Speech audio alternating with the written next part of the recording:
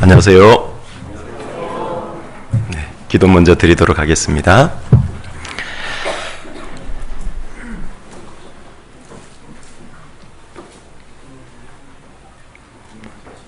오곡백과가 무르익는 이 가을에 하나님께서 우리 모든 사람들에게도 신앙의 열매가 오곡백과처럼 무르익을 수 있도록 아직도 주님을 위해서 살 수 있는 기회도 주시고 여건도 허락해 주시고 은사도 주시고 건강도 주셔서 주님을 위해 마지막 시대에 열정적으로 살 수 있도록 우리에게 기회를 주신 하나님 감사를 드립니다. 만물은 주님이 정하신 법칙대로 이 가을에 많은 열매를 맺고 있는데 구원받은 그리스도인은 영적으로 추수절이 다해가고 이삭 죽기를 하는 이 시기에도 혹여 우리는 주님이 기뻐 받으실 만큼의 열매를 맺고 있는지 아니면 그렇지 못한 삶을 살고 있는지 이 시간, 이 가을에 우리 자신을 살피고 돌아볼 수 있도록 도와주시기를 원합니다. 이제 겨울이 오면 추수를 할 수가 없듯이 주님 오시고 나면 이 세상에는 영적인 혹한의 겨울이 다가옵니다. 그 7년 환란 속에서는 이방인에게는 구원을 받을 기회가 없다고 하셨습니다. 주님 오시기 전에 우리에게 맡겨진 그 영혼들 모두 다 건져낼 수 있도록 주님 우리의 삶이 영적인 잠에 빠지지 않도록 날마다 흔들어 일깨워 주시고 우리의 마음이 주님이 잃어진 영혼을 보시듯이 똑같이 그들에 대해서 안타까움을 품고 살아갈 수 있도록 주님 도와주시기를 원합니다. 혹여 우리는 육신의 삶에 도취되고 만족돼서 주변에 지옥으로 달려가고 있는 영혼들을 보고도 아무런 감정을 갖지 못하고 있다면, 그리고 그들의 영혼의 탄식 소리를 듣지 못하고 있다면 그리스도인으로서 이 땅의 존재의 이유를 잊어버린 것일 겁니다. 이 마지막 때 이 땅에 우리가 남겨져 있는 존재의 이유와 목적을 다시금 익어가는 가을의 열매들을 보면서 다시금 돌아보고 세울 수 있도록 인도해 주시기를 원합니다. 오늘 주일날 저희들 또한 말씀 앞으로 인도해 주신 하나님 감사를 드립니다. 이 시간 정해진 시간에 정해진 장소에 왔다가 형식적으로 돌아가는 시간이 아니라 우리 각자에게 말씀하시는 그 하나님의 음성을 밝게 깨달아 알 수 있도록 도와주시고 그 말씀이 우리 마음판에 우리 각자에게 말씀하시는 그 말씀이 새겨질 수 있도록 주님 인도해 주시기를 원합니다. 오늘 주일을 온전히 주님께 드릴 수 있도록 도와주시기를 부탁드리면서 우리를 사랑하시는 우리 구주 예수님 이름으로 기도드립니다. 아멘. 예, 로마서 12장 같이 보시겠습니다. 로마서 12장 15절입니다.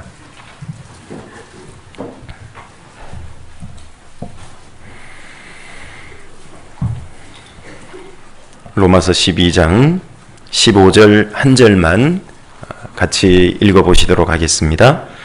즐거워하는 자들로 함께 즐거워하고 우는 자들로 함께 울라. 네, 그리스도인이 가져야 할 올바른 감정이라는 제목으로 오늘 세 번째 시간을 갖습니다. 큰 제목으로는 그리스도인이 가져야 할 감정 조절에 장성한 자가 되자, 여덟 번째 시간에 부제로 그리스도인이 가져야 될 올바른 감정인데요. 올바른 감정, 지난 시간에 조금 올바른 감정을 갖기 위해서 가장 먼저 우리가 준비해야 될 것은 하나님 앞에 정직한 감정을 가져야 된다라는 것을 말씀을 드렸습니다. 자기 감정을 속이고 세상을 살아가고 신앙생활을 하면 그 사람은 항상 이 속인 그 감정이라는 것이 있기 때문에 사람하고의 관계도 하나님하고 관계도 일정 수준 이상 가까워질 수가 없고 성장하거나 발전할 수가 없습니다. 그래서 자신의 감정에 대해서 하나님 앞에 정직해야 된다라고 말씀을 드렸습니다. 그래서 정직히 자신의 감정을 하나님 앞에 있는 모습 그대로 누가 미우면 미운 대로 자꾸 판단이 되면 판단이 되는 대로 그것을 솔직히 고백하고 알아야 된다고 되어 있습니다. 그런 것이 있음에도 불구하고 없는 것처럼 그렇게 하나님을 대하면 그건 하나님을 만홀히 여기는 게 될 겁니다. 하나님 앞에 자신의 감정에 대해서 솔직하고 정직하게 고백하고 인정할 때 그 사람은 고침과 치료를 받을 수 있다. 지난 시간에 좀 말씀을 드렸습니다. 그걸 끝까지 속이면 고침을 받을 수 없습니다. 그 상태로는 하나님께 귀하게 쓰임을 받을 수도 없고 하나님을 더 알아갈 수도 없고 말씀도 더 깊이 깨달아갈 수가 없습니다. 하나님 앞에 정직하는 것이 하나님 앞에 올바른 감정을 가지기 위한 가장 기본이고 바탕이 된다라는 것을 지난 시간에 말씀을 드렸습니다. 그리스도인이 가져야 될 마지막 시대 올바른 감정은 첫 번째로 공감이라고 지난 시간에 조금 배웠습니다. 우리는 반드시 이 공감력을 극대화시켜야 됩니다.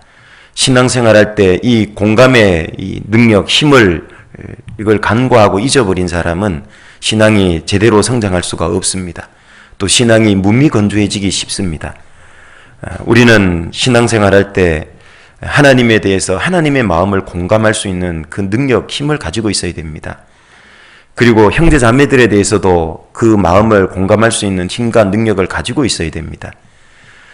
이 시간 하나님께서 나에게 원하는 마음, 나를 대하는 감정이 어떻다라는 것에 대해서 나는 지금 공감이 되고 있을까? 또 교회 형제 자매님들에 대해서 나는 어떤 공감을 가지고 있을까? 그런 것이 없다면 신앙은 형식적이고 위선적일 수 있는 겁니다. 얼마나 그런 신앙은 재미도 없고 얼마나 무미건조할까요? 이 신앙의 감동과 감격은요, 바로 이 공감에서 온다는 걸 잊어버리면 안 됩니다. 지난 시간에 이 로마서 12장 15절 말씀에 대해서 잠깐 설명을 드렸죠. 즐거워하는 자들로 함께 즐거워하고 우는 자들로 함께 울라. 즐거워하고 울라라는 것은 그때 배운 것처럼요, 이 완료형의 시제가 아니라 현재형이라 그랬죠. 진행형이라 그랬습니다. 한 번 공감하고 끝내면 안 되고 계속적으로 공감해야 된다. 그래서 이 헬라어 원어에는 진행형으로 되어 있다 그랬죠. 현재 진행형입니다. 주님 앞에 갈 때까지 계속 이 공감하는 것을 멈추면 안 된다는 얘기입니다.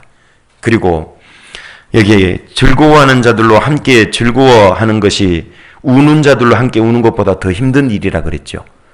정말 안타깝고 슬픈 일을 보면 자연스럽게 안타까워하고 불쌍히 여김이 있고 연민의 정도 있고 그런 마음이 올라와요.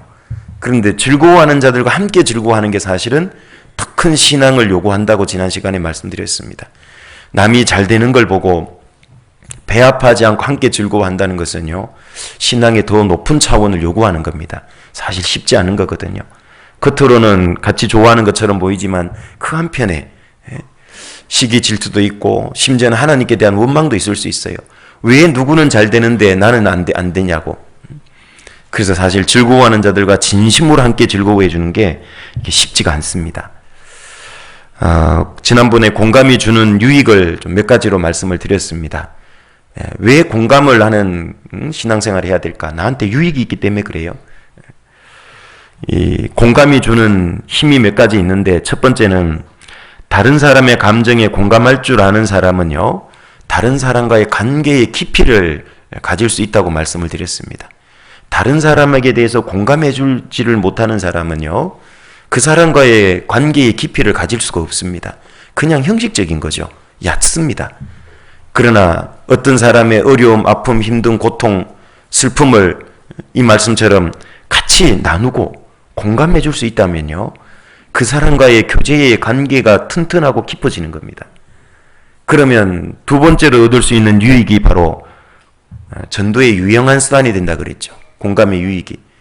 그 사람과의 교제와 관계의 깊이가 튼튼하고 깊으면은요, 그 사람을 헤아릴 수 있기 때문에 그 사람에게 맞는 전도를 할 수가 있는 겁니다. 그래서 고린도전서 9장의 사도 바울도 약한 자들에게는 약한 것처럼 대한 거예요. 이방인들에게는 이방인처럼, 율법이 있는 자에게는 있는 것처럼, 율법이 없는 자에게는 없는 것처럼, 그게 공감력인 겁니다. 그렇게 하는 이유는 결론적으로 고린도전서 9장에는 몇 사람이라도 구원코자 함이라, 구원하기 위해서 그렇게 했다고 나옵니다. 바로 이 공감력은 내가 얼마나 공감하는 힘이 크냐, 거기에 따라서 그것이 전도의 힘을, 능력을 결정한다 해도 크게 틀린 얘기가 아닐 겁니다. 왜 전도를 잘 못하는지 보세요. 자기만을 위하고 자기 감정에 충실하게 사는 사람은요, 그 사람 전도 잘 못합니다. 잘 보세요. 나는 왜 전도가 잘 안 될까? 틀림없이 자기 감정이 더 주된 감정이고 거기에 너무 충실하고 있으면요, 한 명도 전도 안 됩니다. 뿐만 아니라 형제자매들과도 교제가 깊이 있게 안 돼요. 형제자매들을 통해서 위로와 어떤 기쁨을 경험 못해요. 그 사람은. 왜? 공감하는 공감대가 없거든요. 공감대가. 공감의 띠가 없거든요. 그러니까 그냥 혼자 왔다 갔다만 하는 거예요. 그것은 바로 내가 형제자매들과 공감이 안 되고 있다는 뜻인 겁니다. 그래서 이 공감은요, 전도에도 유용한 수단이 되지만 형제자매들과의 교제의 관계도 아주 튼튼하게 한다 그랬죠. 내가 정말 힘들어할 때 옆에 누군가 지금 와서 울어주는 사람이 있다면 어떻게 됩니까? 세상에서도 기쁨은 나누면 어떻게 된대요? 배가 된대요. 슬픔은 나누면 어떻게 된대요? 반이 된대. 알면서 안 하면 될까요? 안 될까요? 세상 사람도 알고 그렇게 하는데 하물며 그리스도인도 직접적으로 방금 12장 15절에도 이렇게 로마서에 말씀하고 계신데 그걸 안 하면 되겠냐고요. 그렇게 공감을 하기 시작하면 형제자매들과 교제의 깊이가요, 튼튼해지고 깊어져서 웬만하면 잘 실족한다 그랬습니까? 안 한다 그랬습니까? 잘 실족 안 하게 된다 그랬잖아요. 가족적으로도 마찬가지예요. 부부간에도 가족끼리도 서로 공감을 많이 하면은요, 웬간해 갖고는 문제가 안 되는 겁니다.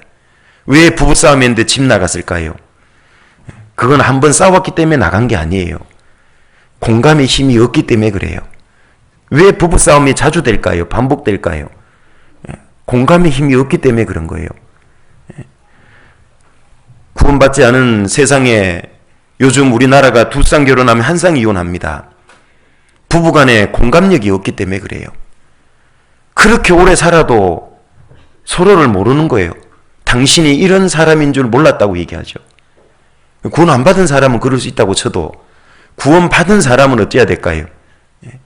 그러면 안 되잖아요. 남편이 아내를 보고 아내가 남편을 보는데 소 닭 쳐다보듯이 그렇게 쳐다보고 있는 그리스도인 가정들이 놀랍게도 있어요.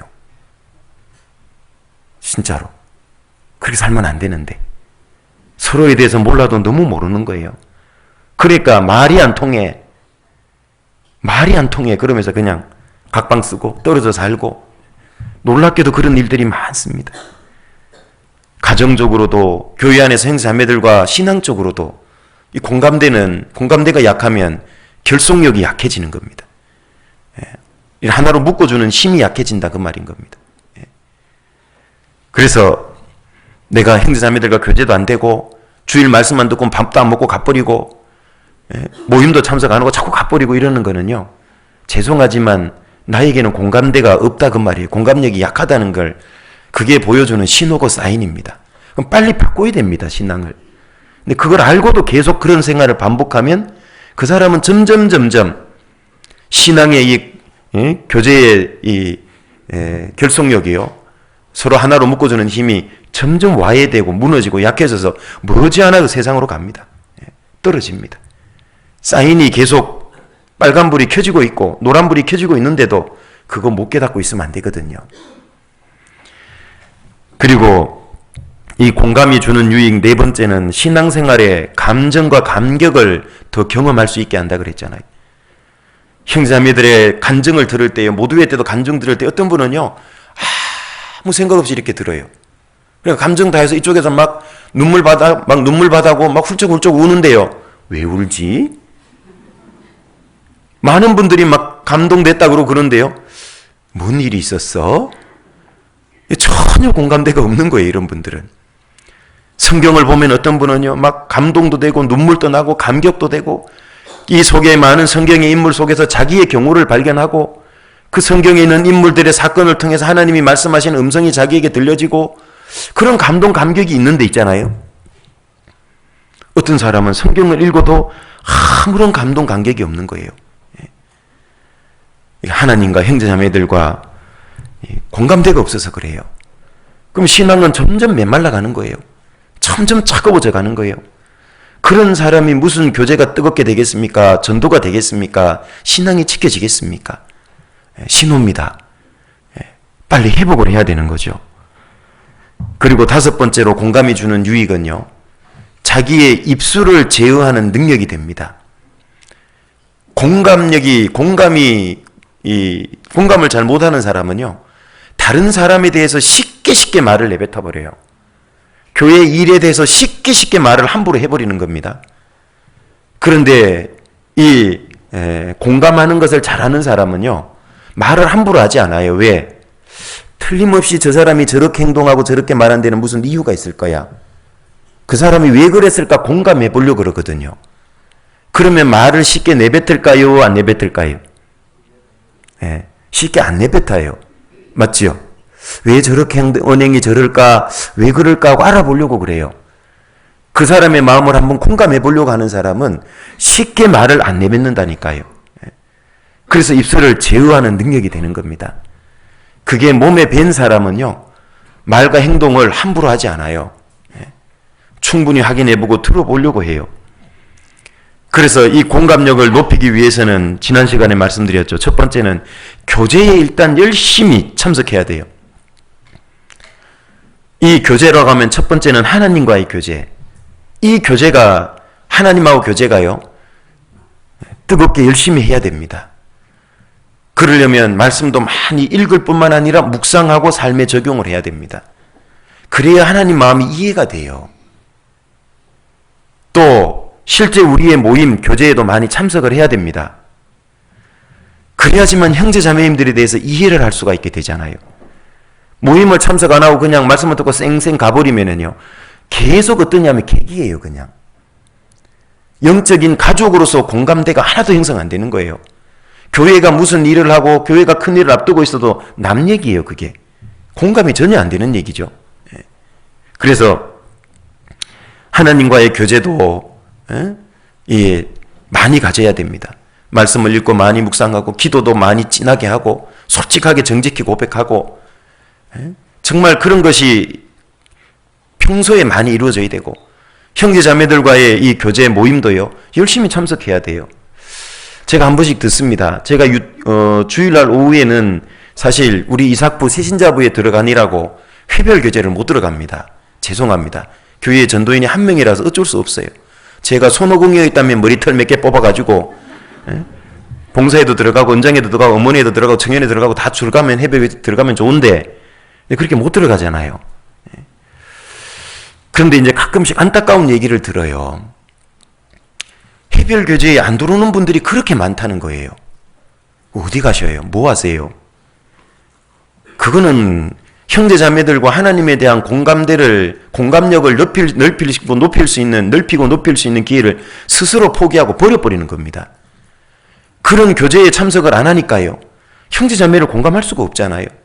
그 교제를 통해서 하나님이 주시는 감독, 강경을 같이 누릴 수 있는 게 있는데 같이 경험할 수 있는 걸 못 느끼고 못 경험하니까 공감이 안 되는 거잖아요. 어떤 분이 아까 간증하면서 우는데 그걸 알면요, 더 감동이 되고 더 정말 공감이 되는데 그런 모임에를 안 가니까요, 저분이 왜 울면서 기도한대? 뭔 일이 있었어? 이게 안 되잖아요. 회별 모임에 열심히 참석해야 됩니다. 그것은 주님이 함께하는 모임이거든요.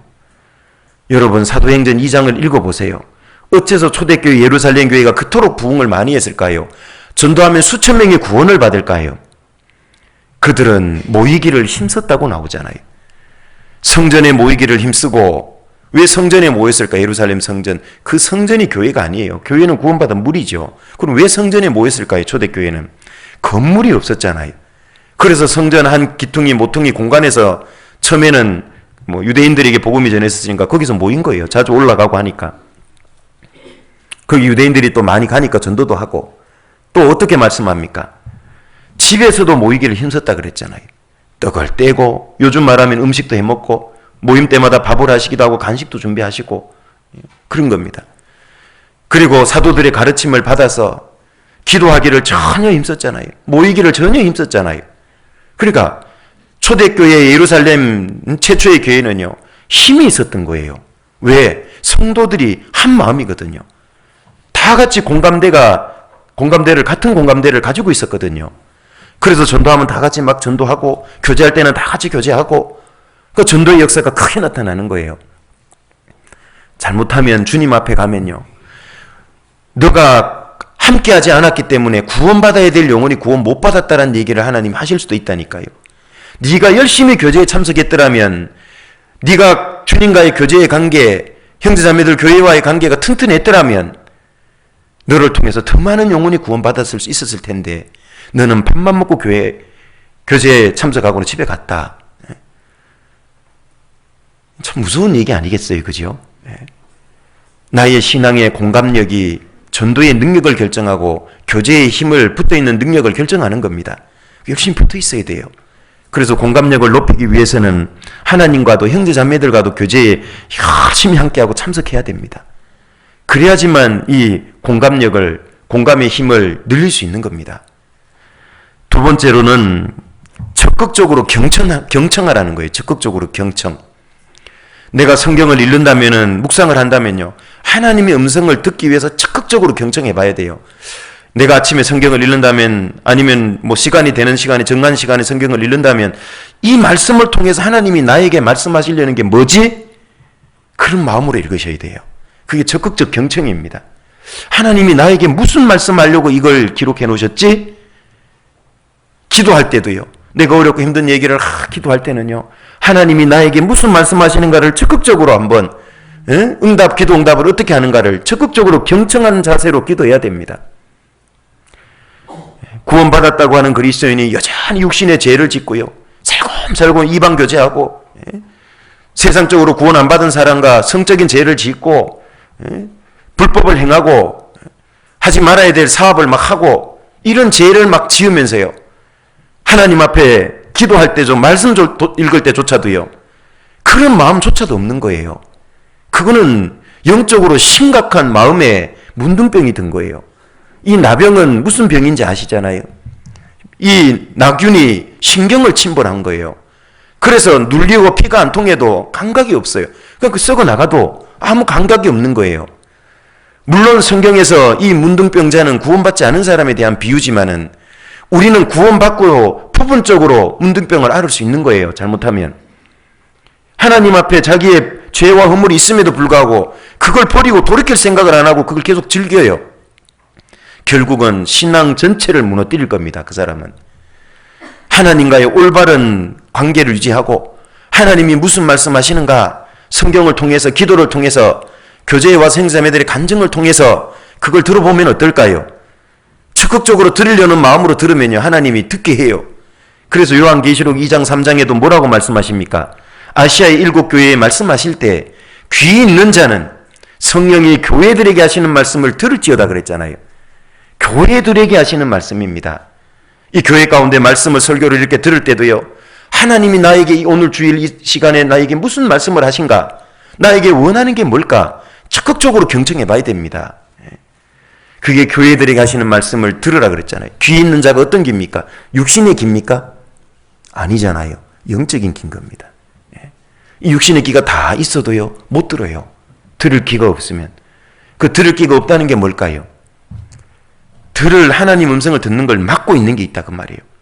육신의 죄든지 자기의 고집이든지 그것이 딱 막고 있으면은요, 하나님 음성이 안 들리는 거예요. 그래서 하나님 말씀 듣기를 적극적으로 경청해야 되고요. 또 형제자매님들의 간증을 듣기도 적극적으로 경청을 해야 됩니다. 저분이 왜 저런 얘기를 할까? 겉넘어 들으면 판단하게 돼요. 왜 다른 형제자매이 힘들고 어려운 얘기를 들었는데요, 그게 판단이 돼가지고 막 뒤에 가서 오히려 헐뜯는 얘기로 전락하고 그런 말이 옮겨질까? 그거는 적극적 경청을 안 해서 그래요. 그분의 마음을 공감을 못해서 그런 거예요. 비록 엉뚱한 얘기를 해도 잘 들어보세요. 왜 그 사람이 엉뚱한 얘기를 하는가? 그 사람의 마음을 좀 헤아려 보면요, 아, 저래서 저런 얘기를 하는구나. 공감이 되면 판단이 안 되고요, 분별이 되고 오히려 기도해 주게 됩니다. 그래서 적극적 경청해야 됩니다. 제가 그래서 지난 시간에도 그런 예를 말씀을 드렸죠. 상담을 할 때도 열심히 들어드린다 그랬잖아요. 먼저 들어드리는 게 먼저예요. 그런데 어떤 분은 좀 심한 분도 계셔. 사실은 자기 얘기를 거의 1시간 넘게 계속해요. 2시간 가까이. 뭔 얘기하냐면 살아온 얘기부터 이제 다 끄집어내가지고 속으로는 걱정이 돼요. 이거 오늘 상담해서 드리고 싶은 말씀을 드려야 되는데 그 시간도 없지 싶다. 아직도 끝내려면 한참 남은 것 같아. 그럴 때는 어쩔 수 없이 조금 제가 끊습니다. 끊어서 이제 건너뛸 거는 점프 시켜가지고 꼭 해야 될 얘기를 하게 하죠. 아, 그러셨군요. 그런데 지금 마음에 제일 문제되는 건 뭐세요? 하고 점프를 시켜드립니다. 이제 그러면 이제 얘기를 이렇게 하시고 하죠. 어떻든 그 얘기를 충분히 들어드리면은요, 그게 이해가 되는 거예요. 예? 아, 왜 이분이 문제에 걸렸고 이러구나. 그리고 그분 얘기를 충분히 들어드리면서요, 예? 지난 시간에 공감력을 높이기 위해서 세 번째로 또 한 가지 제가 언급드렸던 게 있어요. 뭐지요? 따라해 보세요. 맞장구. 기억나세요? 그 단세 다 잊어 잡수셨어. 예? 추임새 맞장구예요. 예? 그걸 꼭 해드리라 그랬잖아요. 어떤 분은 이게 막 감정에 복받쳐서 눈물로 막 간증하고 있고, 또 너무 심각해서 막 힘들면서 억지로 정말 힘들게 간증하는데요, 발장 딱 끼고 뭐 이렇게 들으면 안 된다 그 말이에요. 아이고, 그러셨군요. 근데 그것도 너무 형식적으로 하면 안 돼요. 그렇구나. 이거는 느껴지잖아요. 가끔 어떤 분은 그게 형식적인 게 너무 보여요. 예? 그런데 이제 진짜 힘들고 그런 얘기 쫙 꺼낼 때 진심으로 이렇게 공감한다는 걸 표현하고 겉으로 드러내는 게요, 추임새고 맞장구잖아요. 얼마나 힘드셨겠어요. 저라도 그럴 수 있었겠네요. 제가 그랬잖아요. 추임새 맞장구는 그게 맞다라는 뜻이 아니라 그랬잖아요. 그죠? 그 사람이 잘못 생각한 것도 있을 수 있다고. 그러나 있잖아요. 야, 그 사람 분량에, 그 사람 환경의 신앙 수준에는 그럴 수도 있다고. 그래서 아유, 그럴 수도 있었겠네요. 힘들었겠네요. 충분히 공감이 갑니다. 이렇게 이제 거두어 주는 거죠. 그러면서 이제 자기 얘기를 충분히 이렇게 하게 하는 거예요. 근데 그걸 하면서 그게 다 풀린다니까요. 그래서 우리는 교회 가운데서요, 공감력을 높이도록 애를 많이 써야 돼요. 그렇게 하는 것이 아까 말씀드린 것처럼 내 신앙에 유익되는 게 많기 때문에 그래요. 그런데 유대인들은 예수님에 대해서 공감할 줄 몰랐던 거예요. 그러니까 예수님과 같은 마음을 그래서 품을 수가 없어요. 그래서 복음도 못 받아들였습니다. 누가복음 7장으로 가보시면은요, 그 시대가 어떤 시대인지 예수님은 이렇게 말씀하십니다. 누가복음 7장.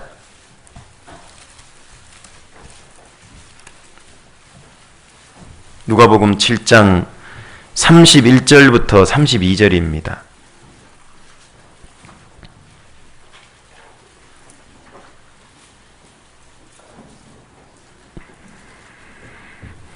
누가복음 7장 31절부터 32절 같이 읽어보겠습니다. 또 가라사대 이 세대의 사람을 무엇으로 비유할꼬? 무엇과 같은고? 비유컨대 아이들이 장터에 앉아 서로 불러 가로되 우리가 너희를 향하여 피리를 불어도 너희가 춤추지 않고 우리가 애곡을 하여도 너희가 울지 아니했다 함과 같도다. 공감할 줄 모르는 시대라는 거예요.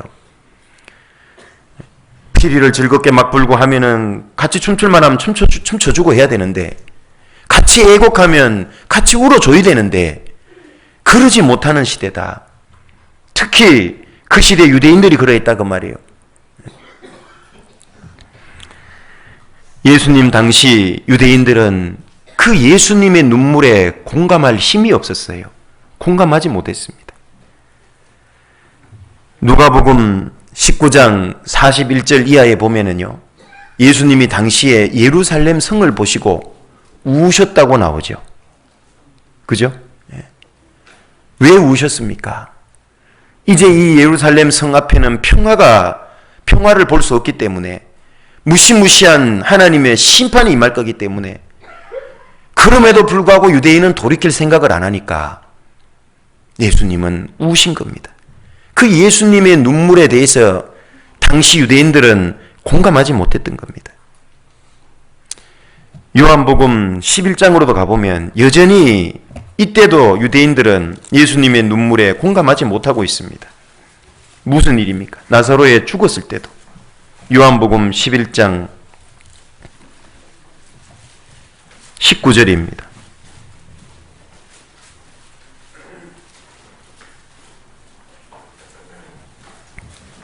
11장 19절입니다. 많은 유대인이 마르다와 마리아에게 그 오라비의 일로 위문하러 왔더니 나사로가 죽은 지 나흘이 됐다 그랬잖아요. 그래서 조문하러, 위로하러 온 거예요. 위문하러 왔던 거예요. 31절로 가보겠습니다. 31절.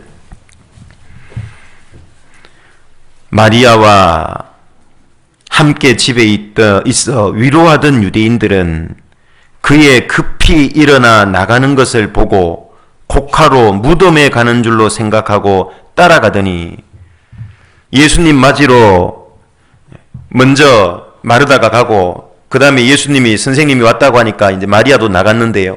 급히 가는 걸 보고 오빠 무덤에 가서 울라고 갔는갑다, 슬퍼하려고. 유대인들은 그렇게 생각을 한 겁니다. 따라간 거예요. 33절로 갑니다. 33절부터 좀 뒷절까지 좀 이렇게 보면은요, 예수께서 그의 우는 것과 또 함께 온 유대인들의 우는 것을 보시고 심령에 통분히 여기시고 민망히 여기사 가라사대 그를 어디 두었느냐, 가로되 주여 와서 보옵소서 하니 예수께서 눈물을 흘리시더라. 예수님이 우셨다는 두 번째 기록입니다. 왜 예수님이 민망히 여기고 심령에 통분히 여겼을까요? 죽음으로 모든 게 끝났다고 생각하잖아요. 주님이, 죽은 자도 살릴 수 있는 주님이 코앞에 있는데도 모르잖아요. 그리고 죽음 앞에서 절망하는 인생들을 보니까 불쌍하기도 한 거잖아요. 예수님의 이 눈물의 진정한 의미를 유대인들은 몰랐다고 말이에요. 단순히 죽어서 슬픈 거예요, 그냥. 36절. 이에 유대인들이 말하되 보라, 그를 어떻게 사랑하였는가 하며, 유대인들이 이해한 건 뭐예요? 예수님이 우니까 아이고 나사로를 너무너무 사랑해가지고 슬퍼서 저렇게 우는갑다. 예수님의 눈물의 의미를 그걸로 전부라고 생각한 거예요. 몰라도 한참 모르는 겁니다. 공감을 못하는 거죠. 37절. 그중 어떤 이는 말하되 소경의 눈을 뜨게 한 이 사람이 예수가 그 사람 나사로는 죽지 않게 할 수 없더냐 하더라.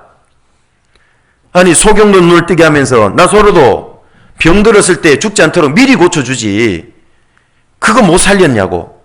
심지어는 예수님에 대해서 안 좋게 얘기하는 거예요. 예수님은 어떻게 했습니까? 일부러 늦게 왔죠.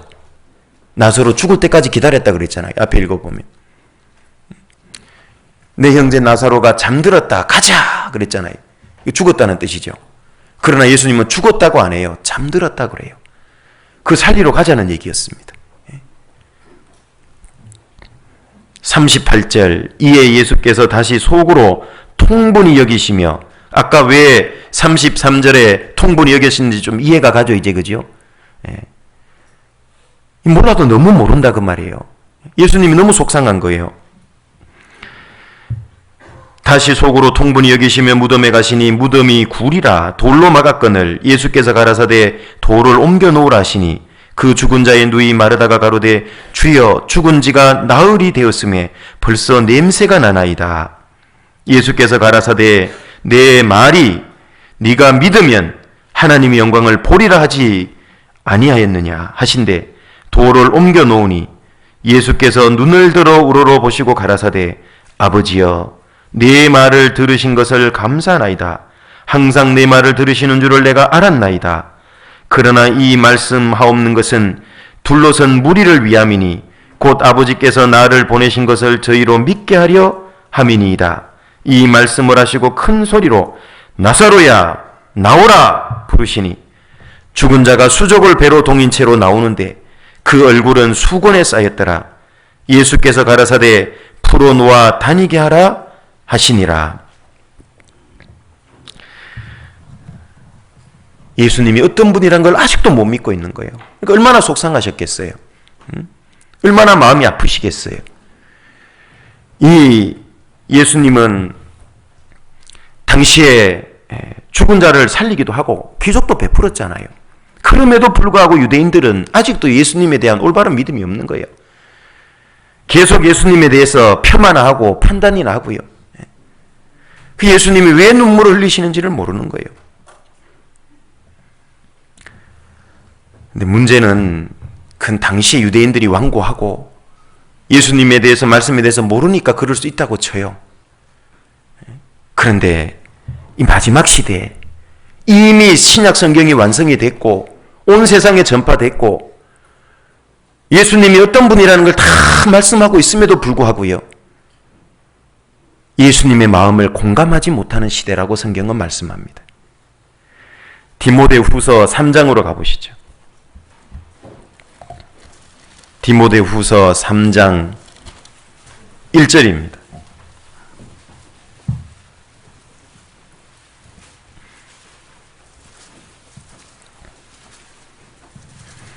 디모데후서 3장 1절부터 다 볼 수는 없고요. 3절까지만 보겠습니다.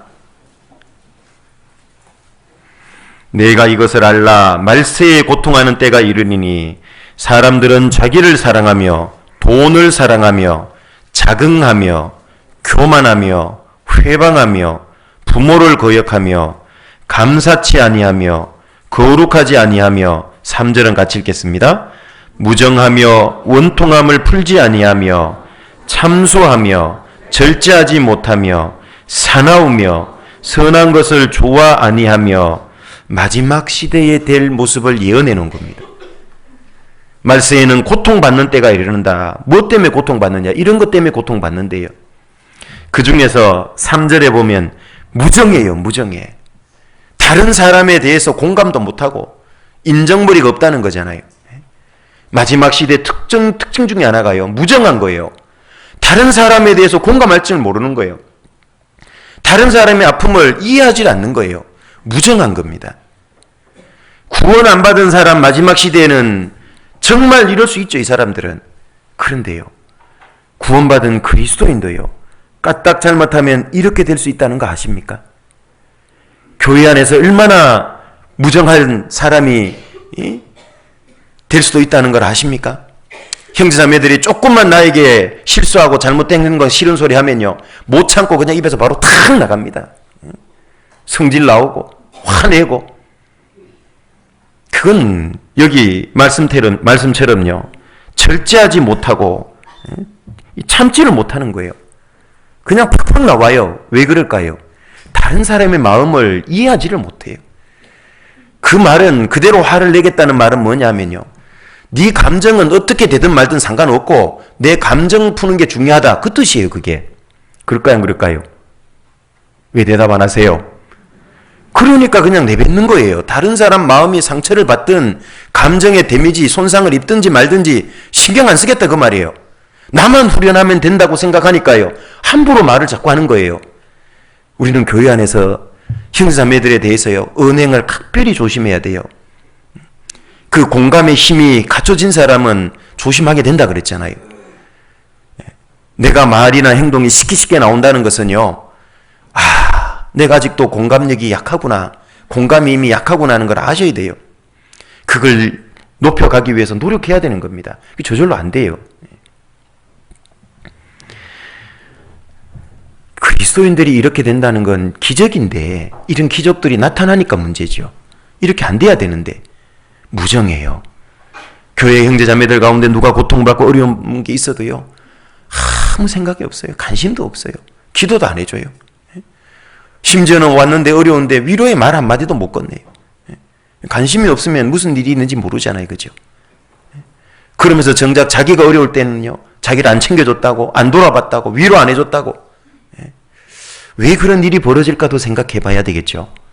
평소에 내가 충분히 형제자매들에 대해서 공감을 하고 돌아본 걸 잘했다면요, 내가 어려울 때도 그분들은 나한테 그렇게 해줄 거예요. 심은 대로 거두리라는 말씀처럼요, 내가 형제자매들에 대해서 공감을 하지 않고 내 감정에만 충실하고 그렇게 살았다면요, 다른 형제자매들도 나에게 그렇게 대할 가능성이 점점 높아지는 거예요. 남을 원망하고 불평할 이유가 없는 겁니다. 심지어는요, 예수님을 따르던 예수님의 제자들조차도요, 예수님의 마음을 공감하지 못했다는 사실이에요. 가장 가까이 따르면서 모든 것을 함께 생사고락을 함께 하고 있으면서도요, 예수님의 마음을 공감하지 못하더라 그 말이에요. 이게 얼마나 아이러니한 얘기입니까? 그럴 수 있다는 걸 보여주는 거예요. 스스로 나는 잘하고 있다고 착각하지 말라 그 말이에요. 히브리서 5장으로 가보시지요. 히브리서 5장. 내 공감의 현주소를 좀 보면 좋고 확인하면 좋겠어요. 5장 7절부터 10절입니다.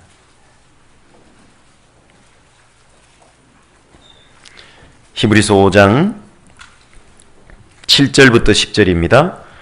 그는 육체에 계실 때에, 예수님이 육체를 입고 이 땅에 계실 때에 자기를 죽음에서 능히 구원하실 이에게 심한 통곡과 눈물로 간구와 소원을 올렸고 그의 경외하심을 인하여 들으심을 얻었느니라.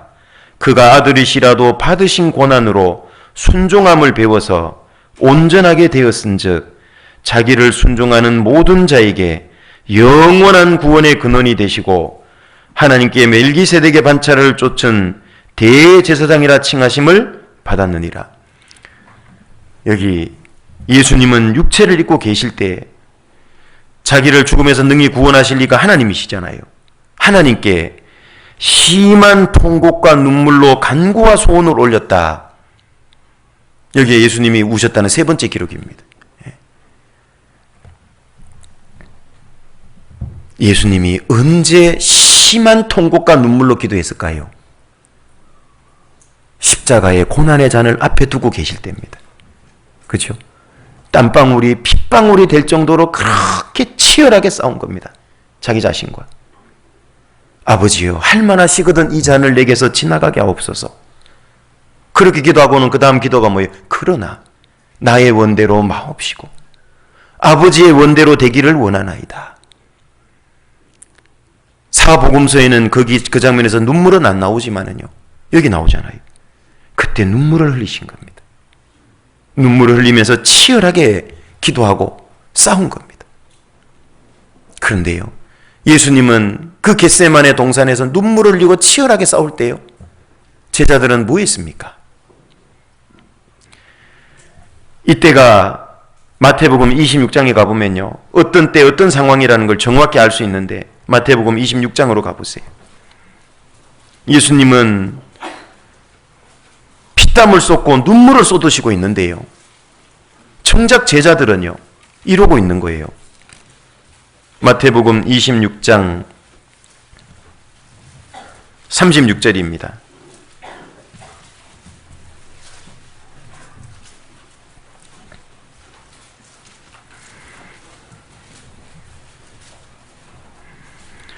(36절부터) 45절까지 좀 몇 구절씩 생각하면서 보겠습니다. 나누어서요. 36절. 이에 예수께서 제자들과 함께 겟세마네라 하는 곳에 이르러 제자들에게 이르시되 내가 저기 가서 기도할 동안에 너희는 여기 앉아 있으라 하시고 베드로와 세베대의 두 아들 야고보와 요한이죠, 데리고 가실새 고민하고 슬퍼하사 고민하고 슬퍼하신 겁니다. 이때 눈물을 흘리시고 기도하는 거예요. 이에 말씀하시되 내 마음이 심히 고민하여 죽게 됐으니, 마음이 죽을 지경인 거예요. 너희는 여기 머물라 나와 함께 깨어 있으라 하시고요. 조금 나아가 얼굴을 땅에 대시고 엎드려 기도하여 가라사대 내 아버지여, 만일 할만하시거든 이 잔을 내게서 지나가게 하옵소서. 그러나 나의 원대로 마옵시고 아버지의 원대로 하옵소서 하시고, 이때 땀방울이 핏방울이 될 만큼 기도했다 그랬잖아요. 누가복음에는 그렇게 말씀하잖아요. 그게 과장된 표현이 아니라고 그러잖아요. 의학 용어로도 헤마티드로시스라 그러잖아요. 한국말로 혈안증이랍니다. 피땀이 섞여 나오는 증세입니다. 주로 어떤 사람에게 이런 증세가 나타나냐 하면 사형 언도를 받은 사형수가 형장에 끌려갈 때 이런 증세들이 많이 나타난답니다. 피땀을 흘리는. 예수님도 마음이 38절 말씀처럼 심히 고민하여 죽을 지경이 된 겁니다. 피땀을 쏟고 있어요. 너무너무 힘드신 거예요. 그래서 제자들에게도 38절 뒷부분에 보면 여기 머물러 나와 함께 깨어 있어 달라고 부탁한 거예요. 제자들에게 나와 함께 깨어 있어 좀 달라고. 40절 이렇게 기도하고 40절 제자들에게 오사 그 자는 것을 보시고 베드로에게 말씀하시되 너희가 나와 함께 한시 동안도 이렇게 깨어 있을 수가 없더냐. 그 짧은 길지도 않는 시간에 그 시간도 못 깨어 있더냐. 예수님 마음이 어떠했을까요? 가장 예수님 마음을 알아주고 공감해주고 위로해주고 힘이 돼줘야 될 그 상황, 그리고 그 힘이 돼줘야 될 그 사람들이 자고 있는 거예요. 예수님 마음은 얼마나 아프셨을까요? 얼마나 외로우셨을까요? 얼마나 힘드셨을까요? 그런데 이 상황이 지금도 일어나고 있을 수 있어요. 우리가 주님의 마음을 공감하지 못하면 지금 이 시대에도 주님을 그렇게 구원받은 그리스도인이면서 외롭게 만들 수 있다는 사실에 우리는 정말 경각심을 가져야 돼요. 그렇게 만들 수 있다니까요. 지금 내가 그렇게 만들고 있을 수도 있어요. 정말 잘 생각해 보세요. 주님이 얼마나 외로우셨을까. 그리고 41절에 시험에 들지 않게 깨어있어 기도하라. 마음에는 원이로되 육신이 약하도다 하시고. 예수님의 일종의 안타까운 말씀이에요, 이게. 그런데 이걸 잘못 이용하는 분들이 있잖아요. 자기 신앙생활 걸핏하며 넘어지고 육신에 타협하고 죄 짓고 빠져 있으면서 하는 말이 제가요 마음은 원인데 육신이 약해서 그래요. 아니 그게 그때 써먹으라고 하신 말씀이냐고 이게. 이 말씀을 한 취지도 모르고 주님의 안타까움이에요 이게 사실은. 42절 다시 두 번째 나아가 기도하여 가라사대 내 아버지여 만일 내가 마시지 않고는 이 잔이 내게서 지나갈 수 없거든. 십자가의 고난의 잔이죠. 아버지의 원대로 되기를 원하나이다 하시고 다시 오사 보신즉 저희가 자니 이는 저희 눈이 피곤함일러라. 제자들은 그 수제자 3명은 심지어 두 번째 기회조차도 실패한 거예요. 아니 첫 번째 그 얘기를 들었으면 어떻게 해야 될까요? 정신 차려야 되지 않을까요? 하다못해 눈에 이쑤시개라도 꽂아가지고 벌리고 있어야 되지 않아요? 그 노력이라도 해야 되는 거 아니에요? 그 노력조차도 안 해요. 그 노력. 그냥 자는 거예요. 문제는 내가 그럴 수도 있는 거예요. 내가 지금 그럴 수도 있어요. 주님이 나에게 두 번째 기회를 주셨는데 그러고 있을 수 있다 그 말이에요. 두 번이 아니라 어떤 사람에게는 20번째 기회를 주고 있는데도 그러고 있을 수도 있어요. 그리고 43절입니다.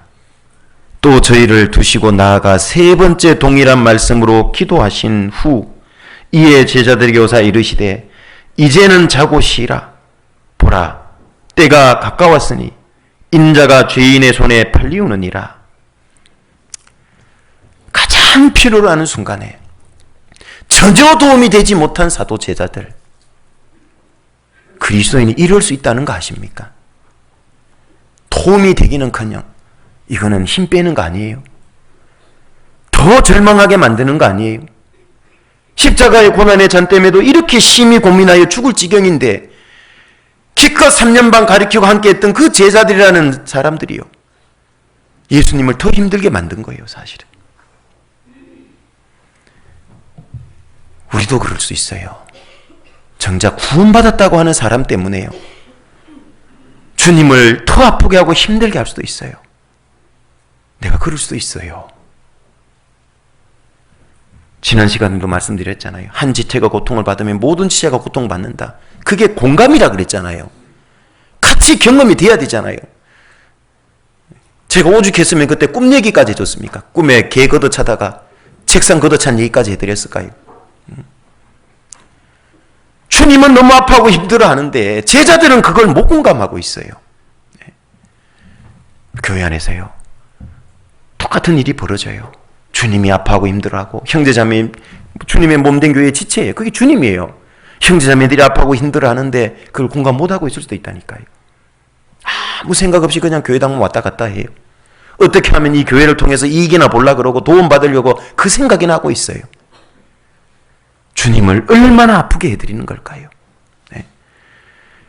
기껏 교회에 와서 누가 나를 높여주면 열심히 신앙생활하고, 나를 무시하면은 신앙 때려쳐야지 교제 안 나가, 그 생각이나 하고 있고, 조그만 어려움 오면은 세상과 타협하고 넘어지고, 작은 시험에도 금방 굴복해가지고 신앙에 잠에 빠져버리고, 우리는 주님을 너무 힘들게 하는 사람일 수 있어요. 주님께 가장 힘이 돼야 될 사람이 주님을 가장 힘들게 만들 수 있다는 생각해 본 적 있으십니까? 내가 그런 사람이 될 수도 있어요. 우리는 마지막 시대를 살아가는 그리스도인인데요, 가장 공감해야 될 게 주님의 마음입니다. 문제는 아버지 하나님의 마음을 공감할 줄 알아야 돼요. 아버지 하나님. 에스겔 18장으로 가보시죠.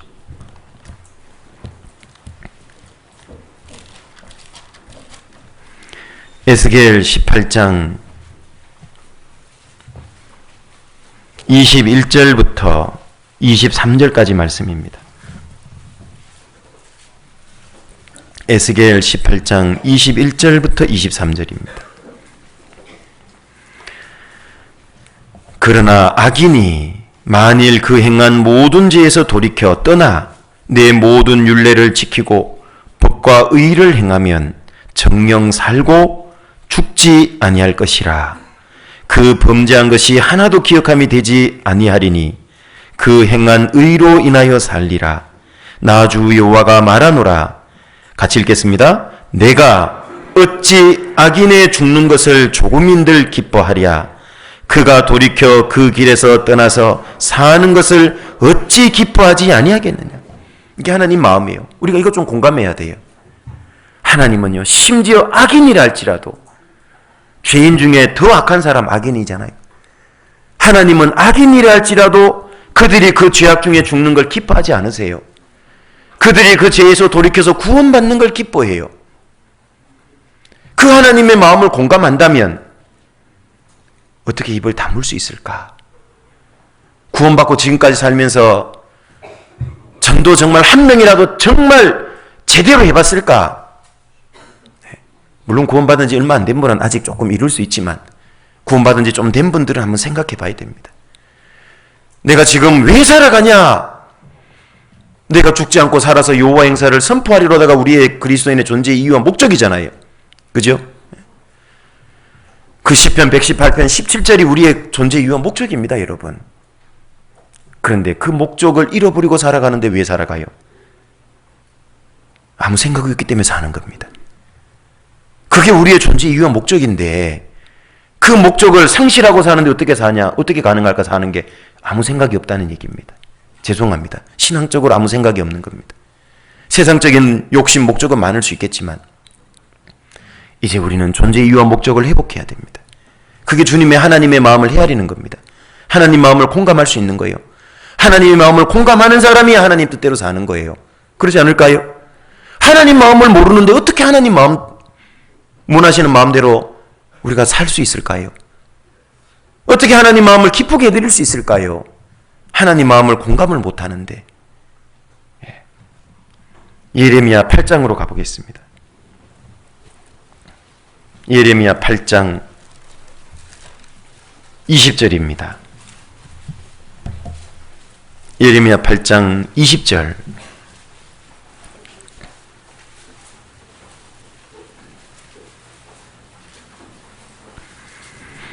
예레미야 8장 20절입니다. 같이 읽겠습니다. 추수할 때가 지나고 여름이 다하였으나 우리는 구원을 얻지 못한다 하는도다.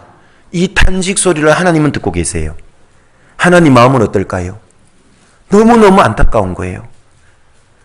심지어는 죄인이 자기 스스로 이걸 생각을 못할 수도 있지만 그 깊은 영혼의 내면의 탄식 소리다 그 말이에요. 하나님은 그 죄인의, 악인의 그 영혼 깊은 탄식 소리를 들어요. 구원받지 않은 사람이 세상 것으로 만족 얻으려고 그러고 세상 죄로 쾌락 얻으려고 하는 그 이면 저 깊은 속에는요, 영혼의 갈증, 영혼의 그 갈급함 때문에 그걸 다른 걸로 채워보려는 그 노력이 사실 세상 걸 얻으려는 거거든요. 하나님은 그 중심에 그걸 탄식을 들으시고 있고 듣고 계시거든요. 그 소리를 나는 듣고 있냐 그 말이에요. 하나님의 마음을 통해서 우리는 이 소리를 들어야 됩니다. 하나님이 이 소리를 들으신대요. 우리가 하나님 마음을 이해를 하고 공감을 해야 이 소리가 들립니다. 하나님 마음 공감해야 될 가장 중요한 것 중에 하나는 이뤄진 영혼을 향한 간절한 마음, 안타까운 마음, 불쌍히 여기는 마음, 우린 그걸 공감할 수 있어야 돼요. 전도한 사람이 구원받고 안 받고는 그 다음 문제고요. 그 사람을 건지려는 마음이 있어야 된다. 어떤 분은 교회에 봉사하고 섬기는 건 열심히 하고 그걸로만 만족하는데요. 아닙니다. 그게 목적이 되면 안 돼요. 우리가 왜 교회 와서 봉사하고 열심히 하고 말씀 듣고 이런 걸 합니까? 전도 때문에 그런 겁니다. 영혼 때문에 그런 거예요. 놓치면 안 되는 겁니다. 봉사는 열심히 하는데 전도는 한 명도 안 해요. 그건 잘못된 겁니다. 그걸 마르다 신앙이라 그러죠. 네. 잘못된 신앙입니다. 두 번째로 우리는 예수님의 마음을 공감할 수도 있어야 돼요. 예수님의 마음을 공감하기 위해서는 어떻게 해야 되냐? 예수의 마음을 품어야 되는 겁니다. 빌립보서 2장 5절에 너희 안에 이 마음을 품으라. 곧 그리스도 예수의 마음이니. 그 예수의 마음을 품어야 예수님의 마음이 공감이 된다니까요. 예수님의 마음이 뭡니까? 가장 낮아지고 겸손한 마음 아닙니까? 그는 근본 하나님의 본체시지만 자기를 낮춰서 자기를 비웠어요. 종의 형체를 입고 죽기까지 복종한 거예요. 가장 낮춘 마음. 그래야지만 예수님이 구원자가 되잖아요. 죄인의 대표로 죽어야 되잖아요. 우리는 그 마음을 공감해야 돼요. 예수님이 우리에게 원하는 마음은 겸손하고 낮아진 마음. 죄인을 건지려는 마음. 그 주님과 같은 마음을 갖기를 원해요. 마태복음 9장으로 가보시면 여기 예수님의 마음이 있습니다.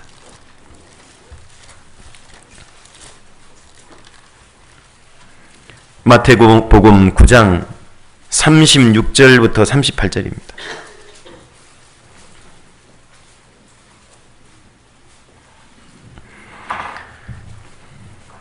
마태복음 9장 36절부터 38절입니다. 무리를 보시고 민망히 여기시니 이는 저희가 목자 없는 양과 같이 고생하며 유리함이라. 이에 제자들에게 이르시되 추수할 것은 많되 일꾼은 적으니 그러므로 추수하는 주인에게 청하여 추수할 일꾼을 보내어 주소서 하라 하시니라. 구원받지 못한 유대인들을 보니까 예수님 마음이 너무 아프고 안 좋은 거예요. 그들은 목자 없는 양과 같다고 얘기하죠. 고생하며 유리한다. 왜? 이스라엘은 많은 랍비도 있고 바리새인, 서기관, 사두개인, 제사장도 있는데 왜 목자 없는 양과 같다고 그러셨을까요? 참 목자인 예수님과 같은 목자가 없는 거예요. 예수님은 그 이스라엘 민족을 볼 때마다 마음이 그렇게 아픈 거예요. 그래서 예수님 스스로가 참 목자가 되셨잖아요. 그런데 혼자만으로 할 수 없다 그 말이에요. 추수할 일꾼을 보내어 주소서라. 추수하는 주인이 하나님이십니다. 추수할 일꾼을 보내주소서라. 그 기도를 하면 어떤 추수할 일꾼을 보내주소서 하라 그게 뭐냐면 그 기도예요. 기도하라 그 말이에요. 기도하면 어떻게 될까요? 주인의 마음을 품을 수 있어요. 맞습니까? 예. 예수님의 마음을 품을 수 있어요. 공감할 수 있기 때문에 그래요. 기도를 해야 공감할 수 있어요. 추수할 것은 많은데 일꾼이 적어요. 기도하면요, 그 사람부터 자기가 하나님의 일꾼이 되는 거예요. 자기를 드리기를 힘쓰는 겁니다. 기도를 하면 주님의 마음을 가지고 공감을 해요. 그러면 그 사람은 자기를 주님 위해서 드리지 않을 수 있냐 그 말이에요. 드릴 수밖에 없잖아요. 먼저 자신이 일꾼이 되는 겁니다.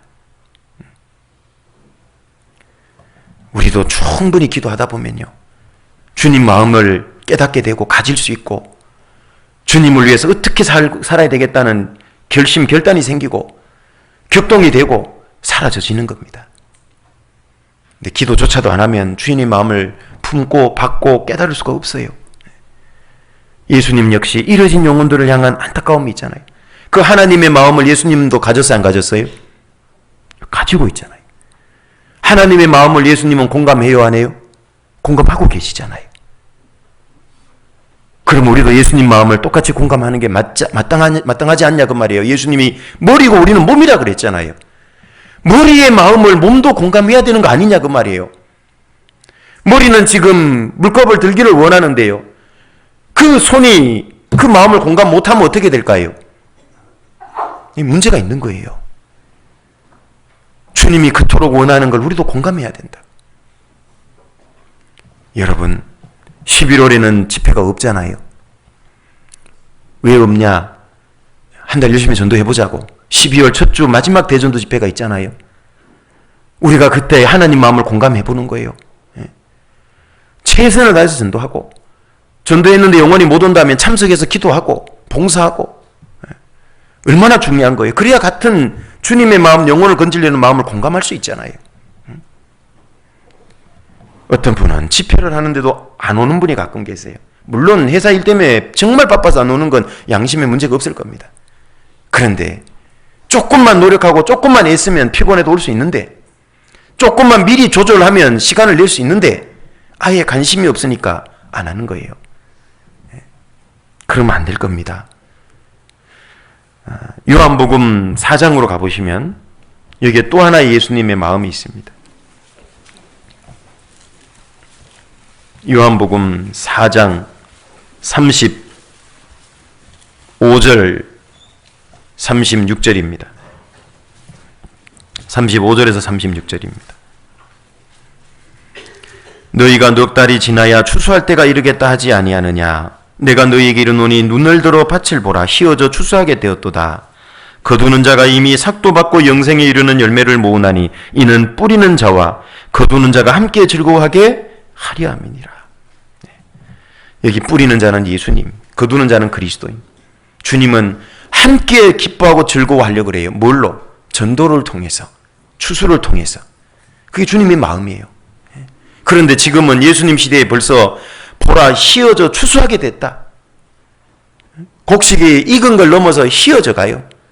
우리는 그때로부터 1900년이 더 흘렀습니다. 우리는 정말 마지막 이삭 죽게 하는 때예요.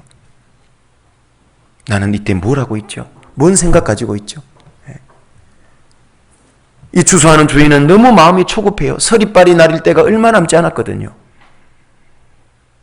그런데 도처에 이삭이 널려 있어요. 이삭 죽게 하는 일꾼이 필요하다 그 말이에요. 주님의 마음은 얼마나 초급하고 얼마나 애절하고 간절할까요? 그 마음을 나도 품어야 되는 겁니다. 그 마음이 없다면 정상적인 마음이 아니에요. 그 마음을 뺏어버리는 딴 것이 분명히 있을 겁니다. 이유가 있을 거예요. 그리고 세 번째로는 성령님의 마음을 공감해야 됩니다. 이 성령님은 우리 속에 들어와 계시잖아요.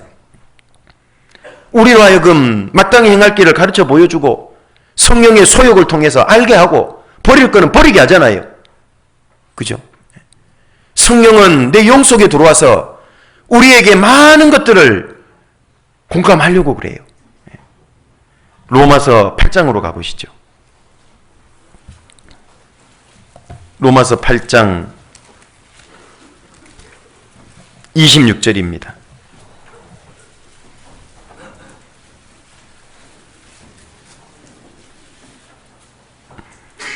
로마서 8장 26절 이와 같이 성령도 우리의 연약함을 도우시나니 우리가 마땅히 빌 바를 알지 못하나 오직 성령이 말할 수 없는 탄식으로 우리를 위하여 친히 간구하시느니라. 27절 마음을 감찰하시는 이가 성령의 생각을 아시나니 이는 성령이 하나님의 뜻대로 성도를 위하여 간구하심이니라. 성령이 내 속에서 탄식하고 있어요. 너무 힘들어하고 아파해요. 왜? 나의 부족 죄 때문에. 그런데 나는 아무 느낌이 없어요. 공감 못하고 있는 겁니다. 성령님이 아파하는 걸 같이 아파할 수 있어야 그게 공감하고 있는 거예요. 그죠? 예. 그리스도인은 성삼위 하나님의 마음을 공감할 수 있는 이 땅에서 유일한 존재라는 거 아십니까? 이 세상 그 어떤 누구도 하나님 마음을 공감 못해요. 누구만. 진짜 거듭난 그리스도인만. 구원받지 않은 교회당 왔다 갔다 하는 기독교인도 성삼위 하나님 마음을 정확히 공감 못합니다. 그러나 정말 구원받은 그리스도인이라면 공감하는 게 맞을 거예요. 그죠? 그게 정상이다 그 말이에요. 고린도전서 2장 16절로 가보세요. 고린도전서 2장 16절입니다.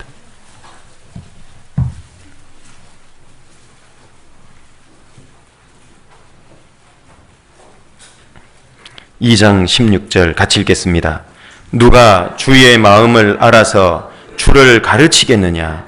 그러나 우리가 그리스도의 마음을 가졌느냐? 누가 주의 마음을 알아서 주를 가르칠 수 있습니까? 이 세상에 그런 사람은 없어요. 그러나 우리가 구원받은 그리스도인입니다. 우리가 그리스도의 마음을 가졌습니다. 주님을 아는 겁니다. 주님을 가르치고 전할 수 있는 겁니다. 그렇죠? 예. 우리는 그리스도의 마음을 가져야 됩니다. 주님 생각 내 생각이에요. 주님 기쁨 내 기쁨 돼야 되고 주님 슬픔이 내 슬픔이 돼야 되고 맞습니까? 그게 공감 아닙니까? 마지막 시대를 살아가는 그리스도인은요 특별히 성삼위 하나님의 마음이 공감돼야 되고 계속적으로 성삼위 하나님의 마음을 우리는 공감하면서 살아가야 되는 겁니다. 한때 잠깐 공감해서 안 되는 겁니다. 사도 바울의 고백처럼 갈라디아서 1장 10절에요. 이제 내가 사람들에게 좋게 하려 하나님께 좋게 하랴. 사람들의 기쁨을 구하는 것이면 내가 그리스도의 종이 아니니라. 우리는 주님을 기쁘시게 하는 자, 거하든지 떠나든지 주님을 기쁘시게 하는 자, 주님을 기쁘시게 하는 자가 주님의 마음을 모르고 공감 안 할 수 있겠냐 그 말이에요. 내가 그러지 못하다면 이제부터라도 우리는 정말 주님의 마음을 공감해서 주님이 기뻐하는 삶을 살아야 됩니다. 그래야 이 땅에서 주님이 우시기만 했잖아요. 3번 우신 기록도 보셨잖아요. 단 한 번도 웃지 못한 그 주님을요. 내가 주님의 마음을 헤아리고 주님의 뜻대로 살아간다면 주님은 이 시간 천국에서 웃으실까요? 안 웃으실까요? 왜 대답 안 하세요? 웃으실까요? 안 웃으실까요? 웃죠. 웃죠. 주님은 기뻐하실 겁니다. 내가 이 땅에 살 동안에는 눈물뿐이었지만 이제 천국 와서 너 때문에 즐겁다. 너가 나의 기쁨의 면류관이다. 최고의 영광 아닙니까? 최고의 기쁨 아닙니까? 그러려면 주님의 마음부터 공감하고 주님이 지금 나에게 원하는 삶이 뭔지를 생각해 보세요. 알고 있잖아요. 말씀을 통해서 알고 있잖아요. 성령의 소욕을 통해서 알고 있잖아요. 주님의 행하심의 본을 통해서 알고 있잖아요. 공감했다면 그렇게 한번 살아보세요. 주님을 웃게 한번 해드려 보세요. 주님이 얼마나 행복하실까요? 이 세상의 하찮은 벌레 하나가 나를 행복하게 만듭니까? 웃게 만듭니까? 그렇게 못하잖아요. 그런데 하나님 보실 때 나는요, 땅의 티끌보다 작아요. 벌레보다 작은 존재라고. 그런 내가 하나님을 웃게 만들 수 있고 기쁘게 만들 수 있다는 것은 이건 정말 엄청난 일 아닙니까? 어떻게 가능하냐? 우리는 주님의 마음을 헤아릴 수 있는 사람이거든요. 이제 한 달 동안 열심히 한번 전도해 봅시다. 그래서 11월 대전도 집회 예외 없이 다 전도해 봅시다. 올해 1년 동안 우리가 전도했다가 하루라도 말씀 들었던 분, 심지어는 전도했지만 못 왔던 분 있잖아요. 다 한번 우리 초대해보고 정말 그분들을 위해서 한 달 동안 열심히 헌신해서 한번 전도해 봅시다. 그게 주님을 기쁘시게 하는 겁니다. 그래서 12월 올해 마지막 집회는 정말 멋있게 한번 주님이 기뻐 받으시는 집회로 한번 멋있게 마무리 해보면 좋지 않겠어요? 이 목소리 갖고는 좀 안 될 것 같은데. 네, 감사합니다. 진짜 그렇게 한번 열심히 살아봤으면 좋겠어요. 같이 기도하겠습니다. 은혜로우신 아버지 하나님, 감사를 드립니다. 구원받은 그리스도인 우리 각자가 은혜시대 마지막 때 주님을 정말 기쁘시게 해드리는 자가 될 수 있도록 주님의 마음을 더욱 공감할 수 있게 노력하고 애쓸 수 있게 도와주옵소서. 그러기 위해서 더욱 말씀을 가까이 하고 교제를 가까이 하고 기도를 가까이 하고 형제자매님들의 간증에 귀 기울이고 형제자매님들의 삶의 모습에 우리의 눈을 크게 뜰 수 있도록, 그래야 우리의 마음이 하나님의 마음으로 충만해질 수 있도록, 우리의 마음이 뜨거워질 수 있도록, 주님처럼 뜨겁고 감동과 감격에 겨워서 살 수 있도록 도와주시기를 원합니다. 식어진 마음, 이뤄진 영혼을 보고도 안타까워하는 마음도 없고 애절한 마음도 없고 간절한 마음도 없는, 이 땅에 살았다는 이름은 있으나 마치 4대 교회처럼 죽은 자처럼 살아가지 않기를 주님 간절히 소원합니다. 우리 양주교회 모든 식구들 올 한 해를 주님의 은혜의 복음을 전하면서 주님을 기쁘시게 해드리는 한 해로 대미를 장석할 수 있도록 도와주옵소서. 예수님 이름으로 기도드립니다. 아멘.